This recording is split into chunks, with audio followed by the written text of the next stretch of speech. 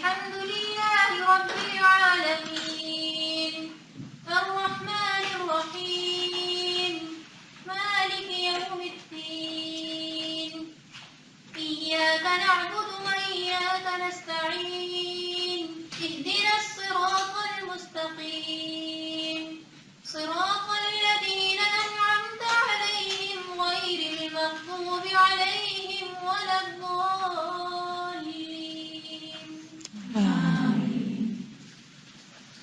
ہم پڑھنا شروع کرتے ہیں، پھر کوئی کوشچن یا کوئی باتیں آپ کی ہوں گی تو اس کے بعد بھی ہو سکتی، ورنہ اگر ہم نے باتوں سے شروع کیا تو باتوں پر ہی ختم ہو جائے گا. تو آج ہم شروع کریں گے. ٹاپک تو بہت اچھا نکلا ہے. پیج ہے 230. نحمدہ ونصلی علی رسولہ الکریم، اما بعد فاعوذ باللہ من الشیطان الرجیم، بسم اللہ الرحمن الرحیم. رب اشرح لی صدری ویسر لی امری واحلل عقدۃ من لسانی یفقہوا قولی. کائناتی کلچر یعنی یونیورسل کلچر. Universal culture. میل ملاپ کوئی سادہ بات نہیں، یعنی ملاقات کہ سادہ سی بات نہیں، عام سی بات نہیں. وہ ہر قسم کی انسانی ترقی کا زینہ ہے، یعنی جیسے سیڑھی ہے.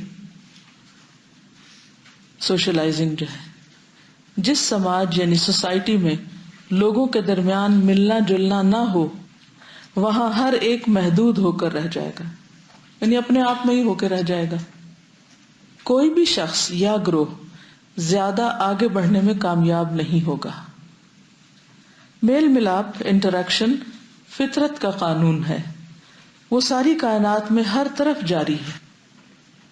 درخت ایک دوسرے سے نہیں مل سکتے تو خدا نے ان کے درمیان ہوائیں چلا دی جس کے ذریعے وہ ایک دوسرے سے جڑ جاتے ہیں، یعنی شاخیں ایک دوسرے سے ٹکراتی. خلا کے ستارے ایک دوسرے سے بہت دور ہیں، ان کا آپس میں جسمانی طور پر ملنا ممکن نہیں. خدا نے انہیں روشنی دے دی، چنانچہ وہ روشنی کے ذریعے ایک دوسرے سے مربوط ہو جاتے ہیں.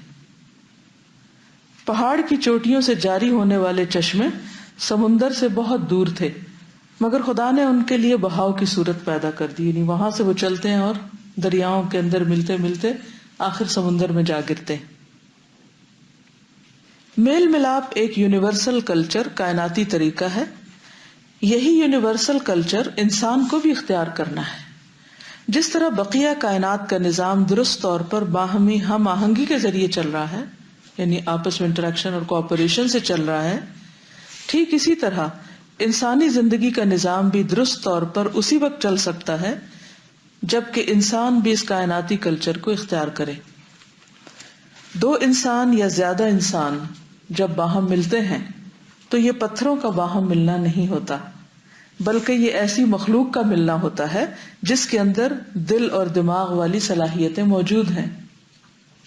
اس کا نتیجہ یہ ہوتا ہے کہ انسانوں کا آپس میں ملنا جلنا مختلف قسم کے عظیم فائدوں کا سبب بنتا ہے. اس طرح باہمی محبت بڑھتی ہے. یہ عمل ذہنی ارتقاء میں یعنی ذہنی ترقی میں مددگار ثابت ہوتا ہے. لوگ ایک دوسرے کے تجربات سے نئی نئی باتیں سیکھتے ہیں. ہر فرد انسانیت کے مجموعی خزانے میں حصہ دار بن جاتا ہے. میل ملاپ صرف ایک سماجی سلوک نہیں، یعنی سوشل ایٹیٹیوڈ نہیں، وسیع تر معنی میں وہ زندگی کی ایک عظیم تر حکمت ہے. تو اس سے آپ نے کیا سیکھا، کیا بات سمجھ میں آئی؟ بیسیکلی میں آج دن کو بھی یہ سوچ رہی تھی کہ ایک تو پڑوسیوں کا حق ہوتا ہے، دوسرے یہ کہ اگر میں ایک ایک شخص سے ملنا شروع کروں تو میں 24 گھنٹے بھی ملتی رہوں نا تو پوری نہیں آ سکتی. نہیں ہو سکتا نا کہ اگر میں آپ میں سے ہر ایک کو الگ الگ ٹائم دینا شروع کروں تو پاسبل نہیں. تو کیا طریقہ ہو کہ ہم ملیں، اور ملیں تو پھر کچھ کام کی بات کریں، کیونکہ اگر صرف مل کے ادھر ادھر کی باتیں، شکایتیں اور فرسٹریشنز اپنی دور کرنی ہے تو اس کا بھی کوئی فائدہ نہیں، کیونکہ زندگی تو ایک امتحان ہے، کوئی نہ کوئی مشکل تو رہتی ہے. اگر آپ مجھ سے یہ نہ پوچھتے کہ آپ لیٹ کیوں آئیں تو میں آپ کو نہ بتاتی کہ اندر مینڈک آ گیا تھا. تو اس کا احسن طریقہ یہی ہے کہ ہم رات کو ہر روز تھوڑی دیر کے لیے، چاہے 15-20 منٹ کے لیے مل بیٹھیں، تھوڑا سا پڑھیں اور پھر اپنے اپنے خیالات کا اظہار کریں، تاکہ دو چیزیں ہوں. ایک تو ہمارا ذہنی ارتقاء ہو اور دوسرا کیا فائدہ ہو؟ ہمسائیگی کا حق ادا ہو، اور باہم ہم ایک دوسرے کو پہچانیں، اور ہم آگے بڑھنے یعنی دین کے راستے میں آگے بڑھنے، یا جو ہم سب کا ایک مشن ہے، اس مشن کو اکمپلش کرنے کے لیے ایک دوسرے کے بہترین ساتھی بنے. ٹھیک ہے انشاءاللہ. تو چلیے پھر اس کو ہم مزید فائدہ مند بنا سکتے ہیں، اس سے اور کئی فائدے سیکھ سکتے ہیں. مثلا آپ میں سے کوئی بچی سسٹم آپریٹ کرنا سیکھ سکتی ہے، اور ریکارڈنگ کرنا سیکھ سکتی ہے. کوئی بچی نیکسٹ لیول پر انٹرنیٹ کے اوپر آن لائن اس پروگرام کو ڈال سکتی ہے. تو چلیے آج کی اس بات سے آپ نے کیا سیکھا، یعنی آپ کو کیا سمجھ آئی بات؟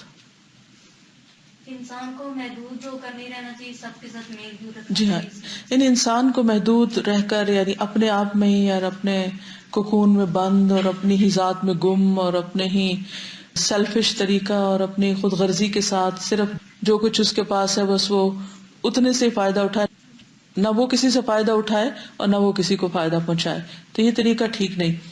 قرآن پاک میں اللہ تعالیٰ فرماتے ہیں وَأَمَّا مَا يَنْفَعُ النَّاسَ فَيَمْكُثُ فِي الْأَرْضِ، جو لوگوں کو فائدہ پہنچاتا ہے وہ زمین میں جم جاتا ہے، اس کو ہر جگہ فوٹنگ مل جاتی، کیونکہ وہ لوگوں کی ضرورت بن جاتا ہے. تو ہم سب ایک دوسرے کو فائدہ پہنچانے والے بنے. اور اللہ تعالیٰ نے ہر ایک کو چونکہ مختلف پیدا کیا، ہر ایک کے پاس بہت اچھی اچھی صلاحیتیں ہیں، اور ہم سب ایک دوسرے سے سیکھ سکتے ہیں. میں ہمیشہ کہتی ہوں کہ میں نے اپنے شاگردوں سے بہت کچھ سیکھا ہے، اور اس میں کوئی آر کی بات نہیں، کوئی اس سے انسان کی عزت میں کمی نہیں ہوتی، کیونکہ ہر ایک سے سیکھنا چاہیے. صحابہ کا کلچر یہی تھا. حضرت عمر جو خلیفہ وقت تھے، وہ بکری والے سے بھی بات کرتے تھے اور بکریوں کے بارے میں باتیں سیکھتے تھے، اور جس سے ملتے تھے اس کے لیول کے مطابق اس کے پیشے، اس کے ہنر، اس کے طریقے کے بارے میں اس سے باتیں کرتے تھے اور اس سے سیکھتے تھے. تو ہم سب بھی لازمی طور پر یونیکلی کچھ نہ کچھ اپنے اندر ایسی چیز رکھتے ہیں، صرف میں ہی نہیں رکھتی، آپ سب بھی. ہم میں سے ہر ایک دوسرے سے کچھ نہ کچھ سیکھ سکتا ہے. تو اور کوئی چیز؟ تو کتنے سارے فائدے ہیں مل کے کام کرنے میں. کمپٹیشن بھی ہو سکتا ہے، بالکل، کیونکہ جب کمپٹیشن ہوتا ہے تو انسان پھر اور زیادہ ایفرٹ لگاتا ہے کہ پیچھے نہ رہ جاؤں کہیں دوسرا. جیسے حضرت ابو بکر اور حضرت عمر میں ہر وقت کمپٹیشن رہتا تھا، ہر وقت. جہاں ابو بکر جاتے تھے حضرت عمر پیچھے جاتے تھے، یہ کیا کر رہے ہیں. حتیٰ کہ وہ صبح صبح جاتے تھے ایک بوڑھی عورت کی جا کے صفائی کر کے آتے تھے، اس کی بکریاں دھو کے آتے تھے. تو وہ کہتے تھے اتنی سویرے کہاں جاتے ہیں، تو پیچھے چپ کے گئے. تو جا کے دیکھا تو وہ یہ کام کرے تو بڑے حیران ہوئے کہ کسی کو پتہ ہی نہیں کہ یہ اتنی بڑی نیکی بھی کر رہے ہیں خاموشی سے. تو کہا کہ کل میں ان سے پہلے ہوں گا، لیکن جب تک وہ پہنچے تو وہ کر کے جا چکے تھے. اور اس طرح زندگی آسان ہوتی ہے. بہت سے لوگ جو ٹیم ورک نہیں کر سکتے نا، وہ پیرنٹس کے گھر میں بھی بہنیں لڑی رہتی ہیں آپس میں، سسرال میں بھی نند بھابھی کی لڑائی رہتی ہے، کیونکہ اکٹھے کام کرنا آتا ہی نہیں. اس میں پتہ بظاہر بہت فائدے نظر آ رہے ہیں لیکن ہوتا مشکل ہے. جب دو لوگ ایک کام کر رہے تھے بڑی شکایتیں پیدا ہو جاتی ہیں. تو اس میں پھر صبر بھی سیکھا جاتا ہے، مشکل بھی ہوتی ہے.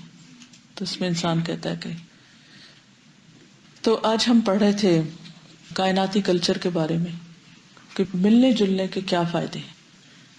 اور کوئی فائدہ آپ کے ذہن میں آتا ہو؟ ایک اس طرح سے ہوتا ہے نا کہ ایک کا موڈ ڈاؤن ہو جاتا ہے، یعنی کہ وہ اپسیٹ ہو کے بیٹھ جاتا ہے، پھر دوسرا اس کو پھر موٹیویشن دیتا ہے. بالکل. وتواصوا بالحق وتواصوا بالصبر. ایمان آپ کا ذاتی فعل ہے، عبادت آپ کا ذاتی فعل ہے، لیکن مسلمان صرف اسلام کوئی صرف پرائیویٹ معاملہ نہیں ہے. جیسے اور مذاہب میں ہوتا ہے نا کہ مذہب ایک پرائیویٹ معاملہ ہے، اسلام میں یہ پرائیویٹ معاملہ نہیں. کیا ہے یہ؟ ایک دوسرے کا بھی خیال رکھنا ہے، ایک دوسرے پہ بھی چیک رکھنا ہے. وتواصوا بالحق وتواصوا بالصبر، کہ اگر کوئی ڈیویٹ ہو رہا ہے صحیح رستے سے تو اس کو واپس لانا کہ نہیں ادھر چلو، اور اگر کوئی فرسٹریٹڈ ہے تو اس کو صبر بھی تلقین کرنی کہ کوئی بات نہیں، مسئلہ حل ہو جائے گا، ڈونٹ وری.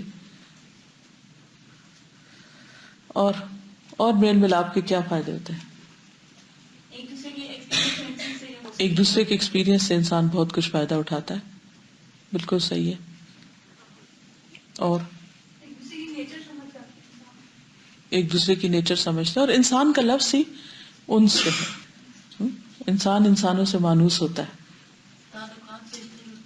تعلقات بہتر ہوتے ہیں, اور ایک انسانوں کی نیچر اگر سمجھ آنے لگے تو انسان کو دین کے کام میں بہت اس کا فائدہ ہوتا ہے. میں آج ہی وہ حدیث پھر پڑھ رہی تھی. جب پڑھو تو بہت ہی نئی لگتی ہے کہ تم جنت میں نہیں جا سکتے جب تک کہ مومن نہ ہو, اور تم مومن نہیں ہو سکتے جب تک کہ آپس میں محبت نہ کرو. یعنی اگر ہم لوگوں کی آپس میں محبت نہیں تو ایمان ہی کوئی نہیں. یہ محبت ایمان کا حصہ ہے. اور کیا میں تمہیں نہ بتا دوں وہ چیز کہ اگر تم کرو تو کیا ہو, محبت کرنے لگو, اور وہ ہے افشوا السلام بینکم, سلام کو خوب رواج دینا. ہمیں کیسے پتا لگے گا کہ ہم جس سے محبت کرتے ہیں, جیسے فرینڈ ہیں نا, بہت بچیوں کے خیال بھی رکھتے ہیں, تو ہمیں کیسے پتا چلے گا کہ ہم اللہ کے لیے کر رہے ہیں, جبکہ ہمیں پتا ہوتا ہے کہ ہمیں کوئی. اس ٹاپک پر میں نے دوائی شافی میں بھی بات کی تھی. اللہ کے لیے جو محبت ہوتی ہے نا, وہ نفس سے اوپر ہوتی ہے, وہ نفس کی خواہشات سے اوپر ہوتی ہے, وہ نفس کی سیٹسفیکشن کے لیے نہیں ہوتی, وہ اللہ کی رضا کے لیے ہوتی ہے. ٹھیک ہے نا. یعنی اس میں آپ ہر بندے سے محبت کرتے ہیں, پھر جو اللہ کے راستے پہ ہوتا ہے, صرف ایک دو بندوں کو پکڑ کے انہیں سے نہیں کرتے. ٹھیک ہے. اس میں کئی ایک علامتیں ہوتی, لیکن سب سے اہم چیز یہ ہوتا ہے کہ وہ نفس پرستی سے بالا ہوتی ہے. اللہ کی خاطر میں آپ کو سلام کیوں کروں, میں آپ کی خیر خواہی کیوں کروں, میں آپ کے بارے میں کیئر کیوں کروں, کیونکہ آپ اللہ کے راستے میں نکلی ہوئی ہیں, اللہ کا دین پڑھ رہی ہیں. کافی ہے میرے لیے اتنی پہچان, اس سے آگے نام بھی نہ آتا ہو کوئی فرق نہیں پڑتا. تو میں چاہتی ہوں کہ سلام کلچر عام ہو. یہ بہت پہلا اور بنیادی سبق ہے مل جل کر رہنے کا اور باہم محبت پیدا کرنے کا, کیونکہ یہ وہ نسخہ ہے جو نبی صلی اللہ علیہ وسلم نے ہم کو دیا ہے. تو کہاں لکھیں گی, کس سے لکھیں گی, کیا لکھیں گی, کیا کریں گی؟ آپ یہاں سٹاف میں ہیں کہ کہاں سٹاف میں؟ تو کریں کیا, یہ کام کیسے کریں گی؟ کیونکہ ایسا نہ ہو کہ پھر آپ کہیں وہ مجھے تو کسی نے کچھ بتایا نہیں کیا کرنا.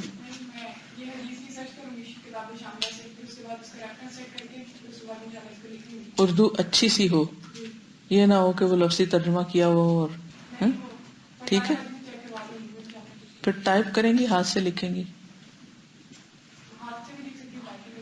اوکے, پہلے چھوٹے کاغذ پر لکھ کر دکھائیں گی تاکہ اس کی فارمیٹنگ سیٹنگ پتہ چل جائے کہ کتنی پروپورشن کیا ہے. اور لگائیں گی کہاں؟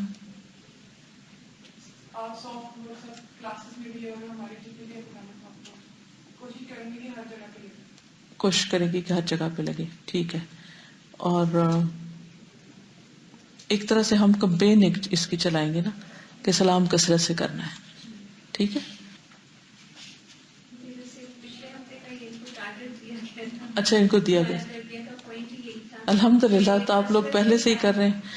سلام کرنا ہے, خاص طور پہ جب صبح سو کر اٹھے تو اپنے کمرے میں ہر ایک فرد کو سلام ایک دوسرے کو کرنا ہے. الحمدللہ. ایسا ہے کہ جو باقی الہدا سارے کو ساتھ شامل کرنا ہے. ٹھیک ہے. تو ان اپنی اپنی کلاسز میں پھر یہ یعنی پورے ہر ایک اندر سے باہر تک, پھر اس کو گیٹ سے لے کے ہر جگہ سب کو اس میں انوالو کرنا ہے. ٹھیک ہے. اس کے لیے کیا کریں گے جی؟ اگر آپ لوگ بھی سب کو کرنا شروع ہو جائے نا, جو ڈے اسکالرز ہیں, تو انشاءاللہ ان کو بھی عادت پڑ جائے گی. گھر والوں کو بھی ٹارگیٹ دے کے آ سکتے ہیں. میں نے اپنے پیرنٹس کو دیا تھا, صبح سوچ اٹھتے ہیں تب ایک دوسرے کا سلام کرتے ہیں, ایک کو بھول جائے دوسرا کرتا ہے. بالکل. جو سلام کرے گا نا اس کی اسمائل آ ہی جائے گی, کیونکہ ایسے سلام نہیں تو السلام علیکم, ایسے سلام نہیں ہو سکتا. وہ اس کا حصہ ہے, کرنا پڑتا ہے, اس کو اسمائل کرنا پڑتا ہے جب سلام کرے. چلیے ٹھیک ہے, انشاءاللہ پھر اور سیکھیں گے. السلام علیکم ورحمۃ اللہ وبرکاتہ.